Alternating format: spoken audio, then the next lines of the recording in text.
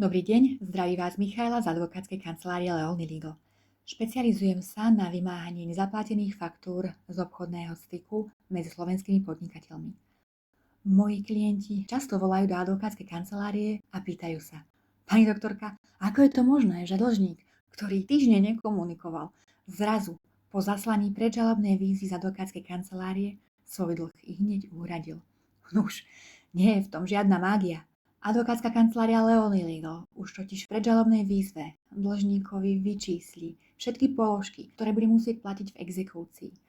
Teda napríklad, ak je fakturovaná suma 1300 eur, tak v exekúcii sa bude vymáhať suma 2400 eur.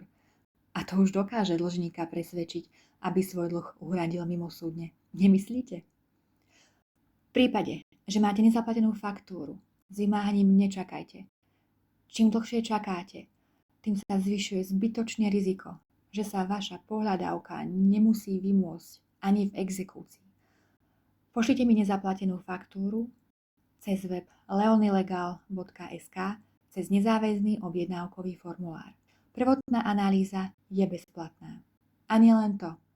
V prípade vymáhania nesporných faktúr odmenu advokátskej kancelárie za mimosúdne vymáhanie platí váš dlžník. V prípade, že je potrebné podať návrh na súd alebo návrh na exekúciu, postupujeme tak, aby všetky platby, ktoré nám zaplatíte, vám dlžník preplatil a teda v konečnom dôsledku, aby vás vymáhanie nič nestalo.